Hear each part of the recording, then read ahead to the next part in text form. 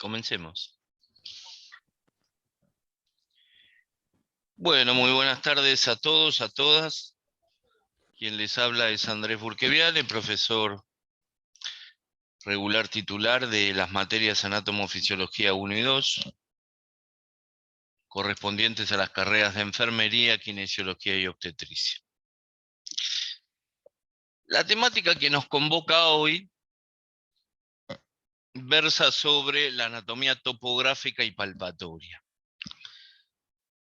La verdad que yo me voy a detener en la anatomía topográfica porque en el contexto de esta virtualidad, hasta que no podamos ordenar la presencialidad, es difícil el escenario de la palpación. E incluso ustedes van a tener en las 3 carreras una materia relacionada a esta búsqueda de la semiología, la inspección del organismo, la palpación del organismo, la percusión del organismo y la auscultación del organismo. Para remontarse a la anatomía topográfica, usted tiene que básicamente entender, digamos, que esta ciencia ya tiene más de 500 años y que el escenario de la topografía, ha servido a otras especialidades en el campo de la medicina para poder desarrollar escenarios, por ejemplo, imagenológicos.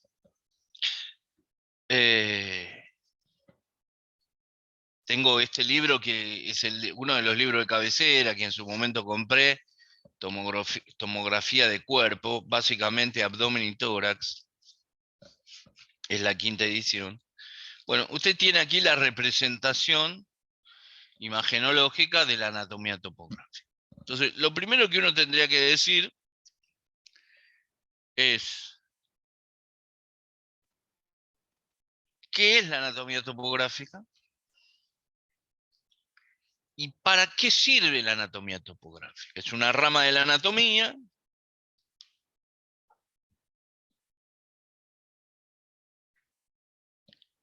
que estudia las estructuras de las diferentes regiones, que delimita esas regiones y estudia los componentes de esas regiones desde la superficialidad a la profundidad. Y también estudia las relaciones que se dan en una determinada región entre los órganos. Por eso yo decía esto de los 500 años. Y encontré en Hurlingham hace ya más de 3 años una joyita de 1837 que se fue reeditando oportunamente,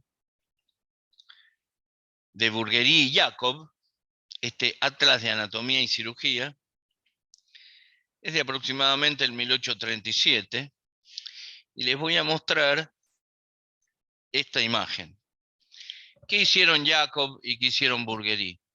Obviamente disecaron cadáveres y los dibujaron. Y entonces, no sé si se ve bien. ¿Se ve bien? A ver ahí. Ahí sí. Ahí está. Ahí está. Esto es un corte sagital. Esto es un corte sagital de cabeza, cara y cuello. Y usted puede identificar estructuras. Entonces digo, para eso sirve la anatomía topográfica, para delimitar, para dar noción de continuidad. La cabeza se continúa con el cuello, y a pesar de esa continuidad colocar límites. A veces esos límites van a ser reales y otros van a ser imaginarios. Usted va a trazar una línea determinada, vertical u horizontal, y va a delimitar regiones. En este caso, fíjese el límite entre la cabeza y el cuello, por detrás va a ser una línea imaginaria que va a pasar por el borde inferior del agujero magno, agujero occipital, y se va a extender hacia adelante, ¿sí? Entonces usted a partir de ahí va a tener la zona del cuello por detrás y por delante una línea imaginaria que pase por el borde inferior del maxilar inferior en la llamada región mentoniana, ¿sí? Y ahí tiene usted la región de la cabeza y cara y la región del cuello. 1837, Burguerí. Es una joyita que, sin pensarlo, en una de las librerías que tiene Burlingame ahí sobre la avenida Jaureche, lo encontré. Es un libro, digamos, de culto, es un libro caro, pero bueno, uno a veces se da esos gustos todavía cuando puede. Me acuerdo que lo compré en el 2017. Y acá muestro otra cuestión, digamos. Acá disecaron y levantaron todos los intestinos y me muestran la zona del retroperitoneo y veo este abdomen con el plexo lumbar. En este caso, veo los genitales externos masculinos, identifico que es un hombre. Estos son dibujos de preparados anatómicos. ¿Hoy qué existe? Hoy existe la fotografía. Y entonces usted, acá tengo, le voy a mostrar, tiene la tomografía, por ejemplo, ¿sí? Tiene la tomografía donde puede claramente identificar, ¿sí? Ahí tiene, fíjese. Dos pulmones, ¿sí? Ahí tiene. Y en el medio, el mediastino. Es más complejo que esto. Esto sería una ventana mediastínica, porque lo que estoy tratando de observar son los componentes que tiene ese corte tomográfico.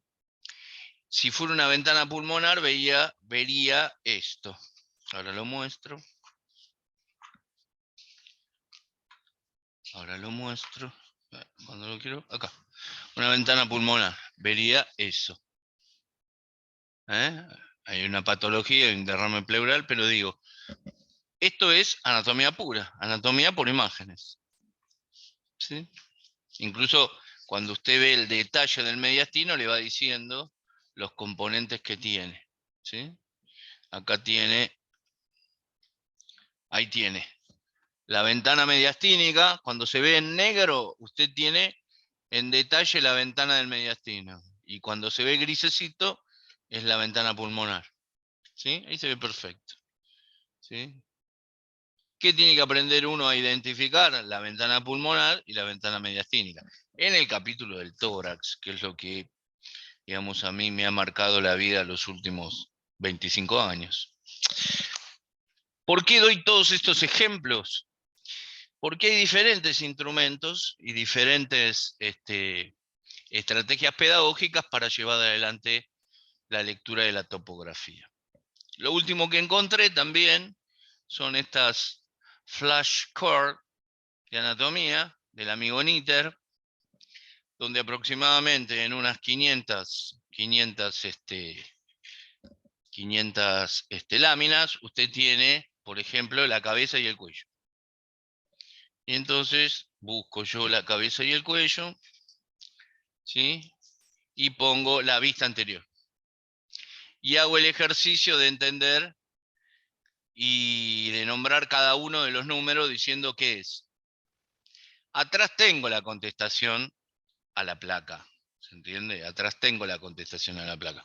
Pero ese es un ejercicio básico, ¿sí? Como nosotros no usamos cadáveres, a diferencia de como yo me formé manipulando cadáveres y manipulando huesos. Me decían, bueno, a ver, tome este cráneo e identifique los huesos propios del cráneo, los huesos propios de la cara. Entonces uno pudiera hacer este ejercicio. Esta imagen, una imagen clásica, está en cualquier libro, donde usted va identificando las estructuras. Es decir, cada una de las estrategias pedagógicas apunta a esta cuestión.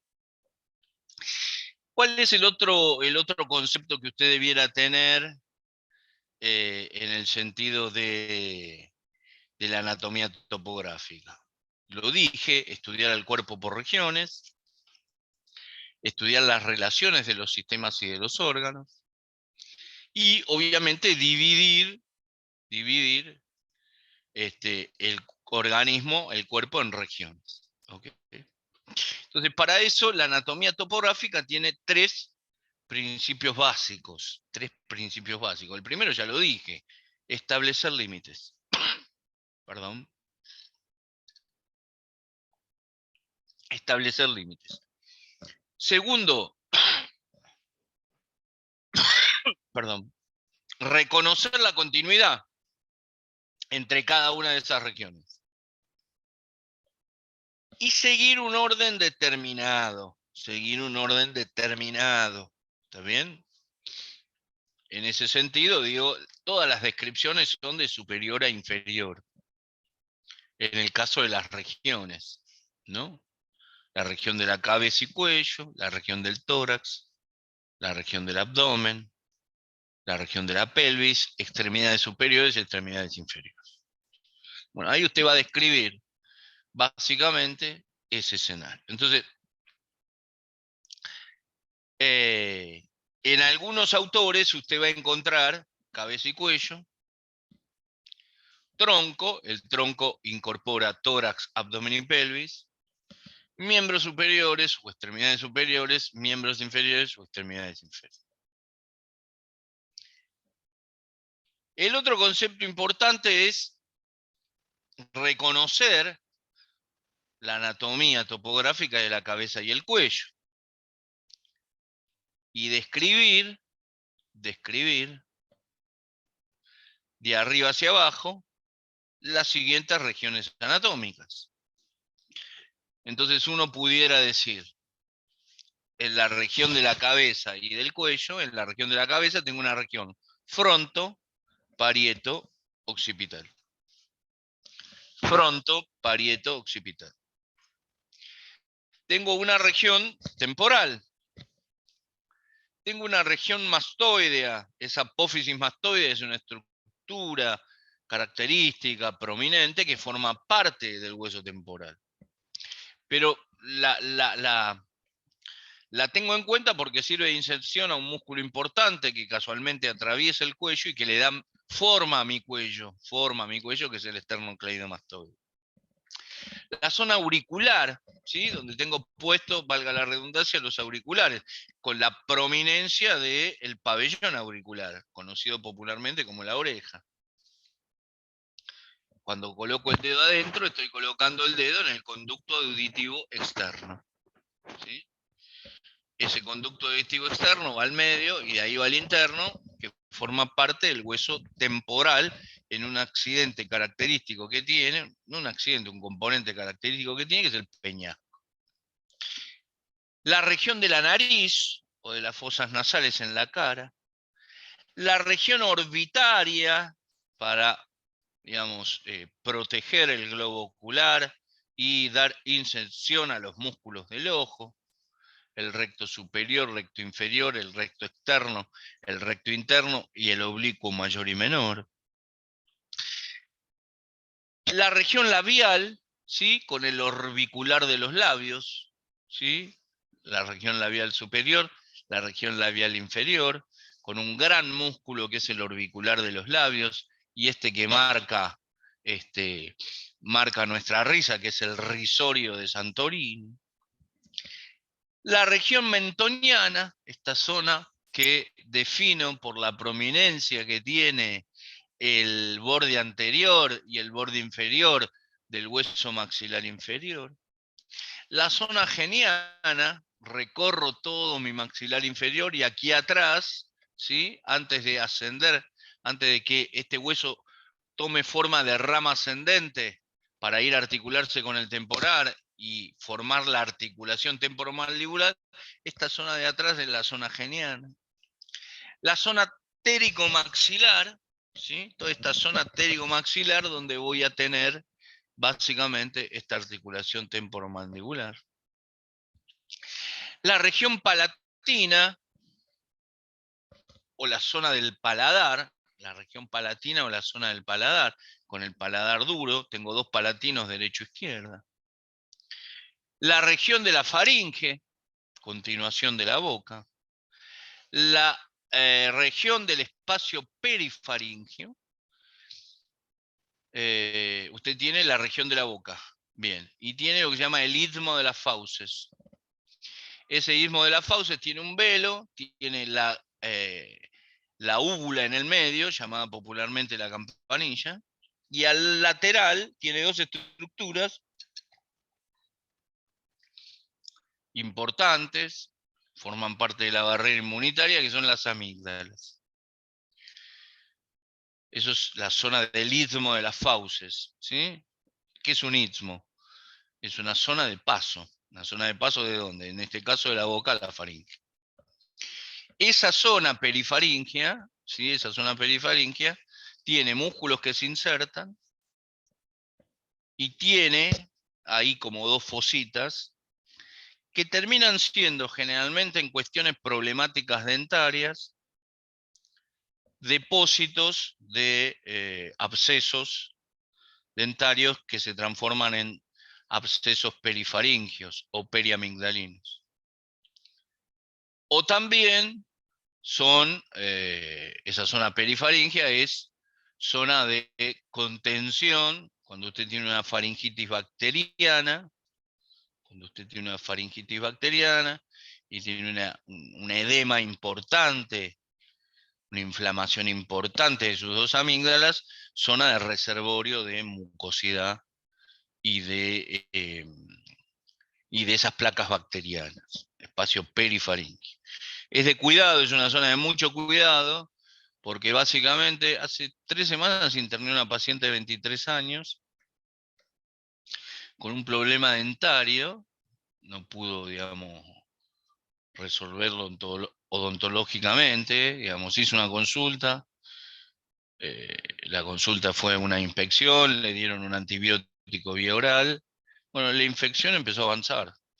Lo que era su tercer molar inferior derecho se transformó en un flemón, ese flemón drenó hacia adentro, colonizó, digamos, esa colección, digamos, comprometió este espacio perifaringio, empezó a bajar por el cuello y llegó a el límite del tórax. Yo la recibí, sí, yo la recibí cuando le palpo el área del absceso perifaringio,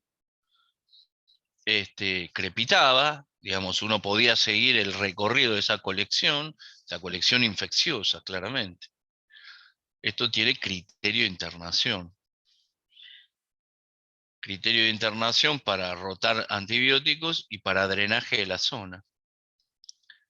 Bueno, ¿cómo terminó la historia? Vino el cirujano maxilofacial, hizo lo que tenía que hacer, la drenó, y tuvo 5 días en terapia intermedia y 3 días en sala común. ¿Por qué doy este ejemplo? Básicamente porque, digo, yo no tengo dificultad en poder identificar estas patologías que no son frecuentes, pero aparecen porque el sistema de salud argentino tiene algunas imperfecciones. Una de esas imperfecciones que tiene es la asistencia odontológica. En el sentido del tiempo, el valor económico que tiene la asistencia odontológica. Y el concepto que hay sobre la salud bucal. No es solamente cepillarse los dientes, no es solamente topicarse con flúor, no es solamente sacarse el sarro, no es solamente blanquearse los dientes, no, es mucho más que eso. Porque básicamente me van a permitir el escenario de la trituración y desmenuzar los alimentos en el contexto de la masticación.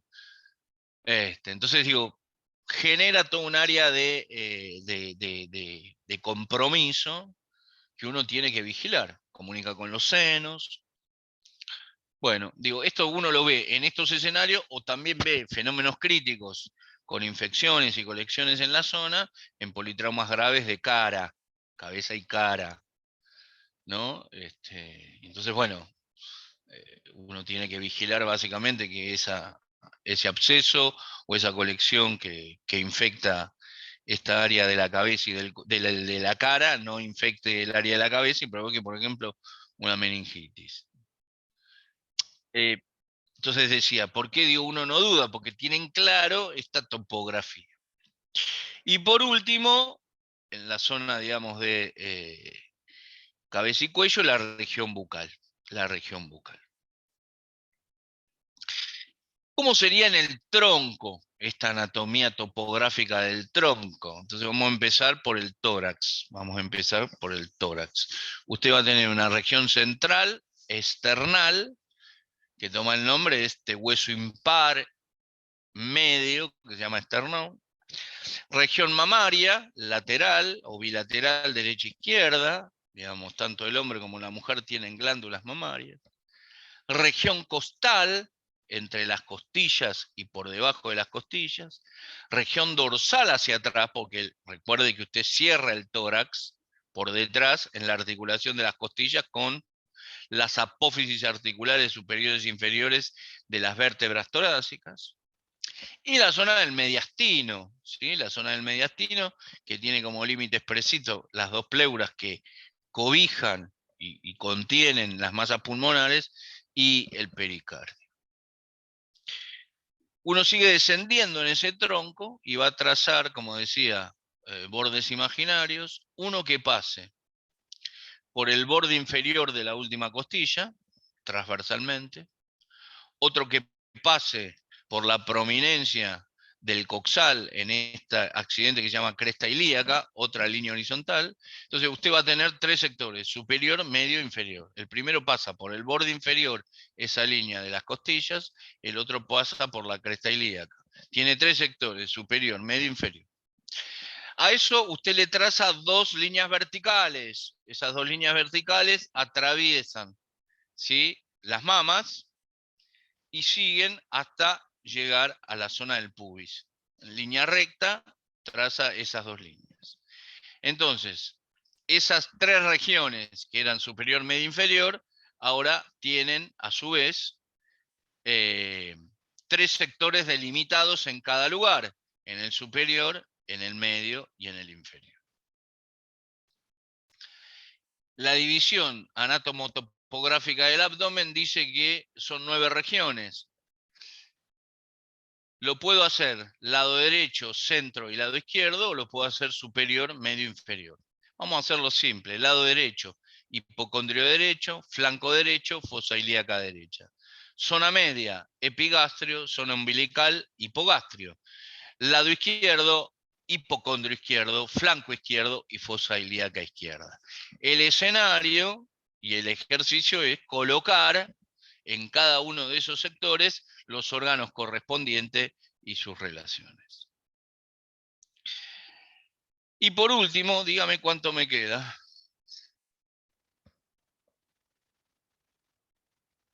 Seis minutos, profe. ¿Cómo? 6 minutos. 6 minutos. Ah, llego. Estoy bien. Hoy estoy. Y por último, debo reconocer las regiones de los miembros superiores y de los miembros inferiores. En posición anatómica, yo no puedo hacerlo, pero digo, con las palmas extendidas, los pulgares hacia afuera, la región superior o región del hombro, entre el hombro y el codo, la región del brazo, la región del codo, entre el codo y la muñeca, el antebrazo, la región de la muñeca, la región de la mano con sus huesos propios o huesos del carpo, y los 5 dedos con las primeras, segundas y terceras falanges. El hombro, el brazo, el antebrazo, la mano, y en el medio articulaciones, la articulación del hombro, la articulación del codo, la articulación de la muñeca, la articulación de los huesos propios de la mano o huesos del carpo, y las articulaciones interfalángicas, la primera con la segunda con la tercera. Voy al extremo, a la extremidad inferior, la extremidad inferior, de arriba hacia abajo, la región de la cadera, la región del muslo, ¿sí?, la región del muslo, la región de la rodilla, la región de la pierna, la región del tobillo, la región del pie con los huesos propios del pie o huesos del tarso, y los 5 dedos. La articulación coxofemoral es la que va a predominar en la cuestión de la cadera lateralmente, y por detrás ese coxal se va a articular con el hueso sacro y va a formar la articulación sacroilíaca. Y por delante, las ramas pubianas de este hueso frontal, de este hueso coxal, va a formar la sínfisis pubiana. Tóquese la hebilla del cinturón, ahí tiene la sínfisis pubiana. Y ahí sigo, y este fémur se va a articular con la tibia y va a formar la rodilla. La tibia se va a articular con el peroné, tanto en su extremidad superior como en su extremidad inferior. Por su extremidad inferior, la tibia se va a articular con el astrágado y va a formar la articulación tibiotarsiana para darle forma a nuestro tobillo, con dos maléolos, un maléolo interno y un maléolo externo. Y después va a tener las articulaciones de los huesos propios del pie o del tarso y la articulación de las falanges de los dedos de los pies. 3 minutos. Bien, llegamos bien. Si usted tiene claro este escenario, esto le va a servir para identificar la región que tenga que intervenir, sea enfermero o enfermera. Si usted tiene claro la cuestión topográfica, no importa la profesión que siga, va a poder identificar el trauma, va a poder identificar el evento de colocar una vía periférica, va a poder identificar una herida cortante, punzante, quemante, va a poder identificar, digamos, el edema, ¿sí?, por un traumatismo o por acumulación de líquidos en el intersticio. Va a poder identificar, digamos, y describir lesiones, si aparecieran lesiones, hematomas, cortes, escoriaciones. Y va a poder identificar si faltara alguna región. Imagínense que usted trata a un paciente que tuvo un evento traumático por un politrauma grave en el contexto de un accidente automovilístico, y ese señor sufre una amputación supracondilia. ¿Qué significa supracondilia? Por arriba de los cóndilos de la tibia, o sea que ese señor no tiene rodilla, no tiene pierna, no tiene tobillo, no tiene pie. Las dos regiones que tiene, imagínense, en su miembro inferior derecho son la región de la cadera y la región del muslo, nada más. Eventos traumáticos, otros mediados por enfermedades metabólicas como la diabetes, que también provocan a veces la amputación de dedos o de sectores de miembros inferiores a predominio, porque lo que falla es la circulación periférica. Lo mismo en la zona de la cabeza, digamos, si usted tiene que identificar. Lo mismo, digamos, si usted es obstétrico o obstétrica, digamos, entender cómo se adecúa el abdomen, digamos, para permitir el aumento casi en 10 a 15 veces del tamaño del útero, escondido en la región pelviana femenina, ¿se entiende? Entonces digo, todo esto hace a el conocimiento de la anatomía. Nosotros lo que hacemos, termino con esto, es describir. Entonces hoy el ejercicio es ubicar estas regiones, ubicar los órganos y básicamente ubicar sus relaciones. Pregunta de examen. ¿Cuáles son las regiones anatómicas que conforman el aparato digestivo? Tarea para el hogar, y uno ahí hace varias preguntas y después puede seguir con la anatomía o puede seguir con la fisiología. Bueno, hoy es una clase breve, es una clase, digamos, orientadora. Espero que les haya servido y que puedan afianzar los conocimientos que estoy seguro han acumulado en estas semanas. Muchas gracias, profe. Un gusto, ¿eh? Gracias. Hasta la semana que viene.